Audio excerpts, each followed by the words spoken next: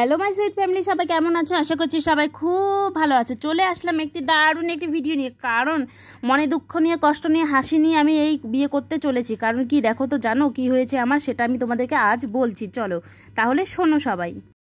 2017 সালে জানুয়ারি মাসে 17 তারিখে আর কি আমাদের বিয়েটা হয়েছিল। সেই দিনের জন্য একটা বছর অপেক্ষা করেছিলাম। মানুষের বিয়ে নিয়ে অনেকটা আনন্দ থাকে, সবাই যাতে আনন্দ করে সেটাই ছিল।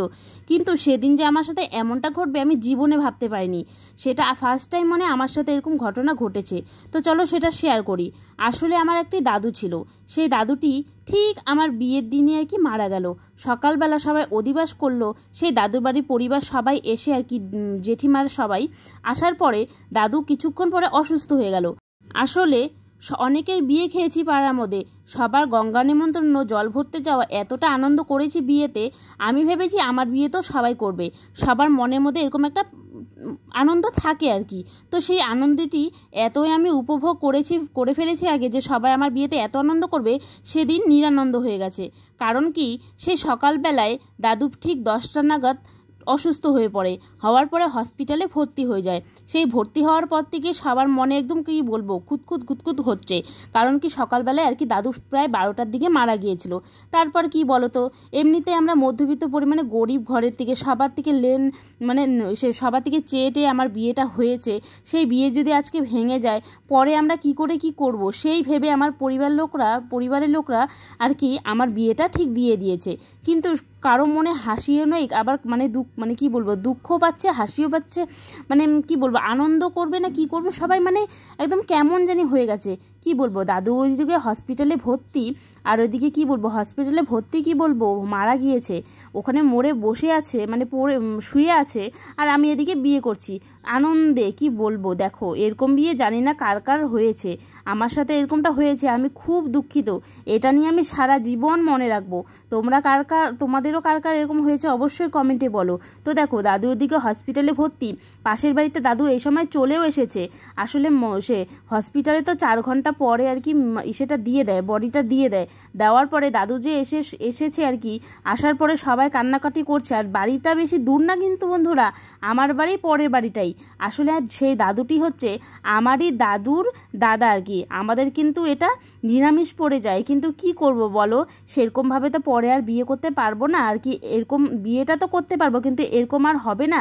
আমার জল পড়ে গেল এরকম মাথায়, একদম কি বলবো, অনেকটা ক্ষতি হয়ে গেল।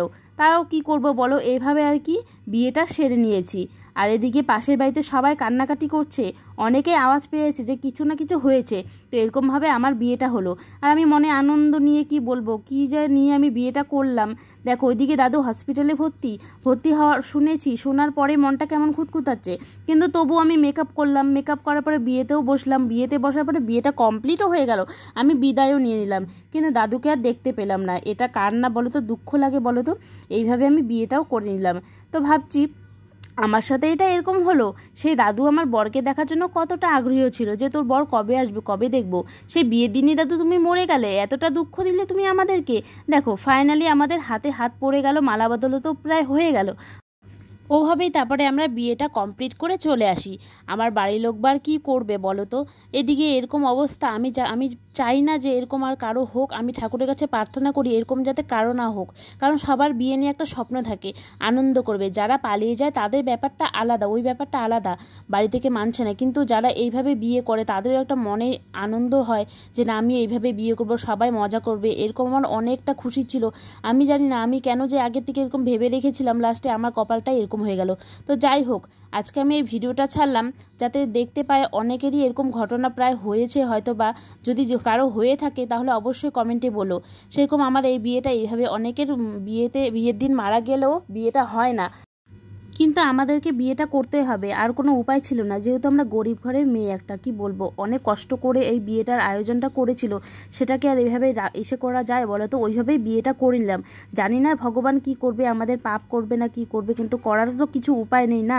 দাদু তুমি আমাদেরকে ছেড়ে গেলে, এটাই আমি অনেকটা দুঃখ থাকবে সারা জীবন, আমার এটা মনে থাকবে। আর আমার মনে সবসময় এই ব্যথাটা থাকবে যে দাদু তুমি আমার সাথে এমনটা করলে, পাড়ায় এতগুলো বিয়ে খেলাম, এত মজা করলাম, আর আমি চাইতাম যে সবাই আমার বিয়েতে আনন্দ করুক, কিন্তু সেটা তুমি করতে দিলে না দাদু। আমি খুব খুব তোমার সাথে রেগে আছি দাদু। তো চলো বন্ধুরা, যদি ভিডিওটা ভালো লাগলে অবশ্যই লাইক কমেন্ট শেয়ার করে দিও, যাতে এরকম কাজ যাদের যাদের সাথে অবশ্য হয়ে থাকলে একটা কমেন্ট করে দিও। আর ভিডিওটা ভালো লাগলে কি না লাগলে কি একটা লাইক অবশ্যই করো প্লিজ, আর ফলো করতে ভুলো না কিন্তু। টাটা।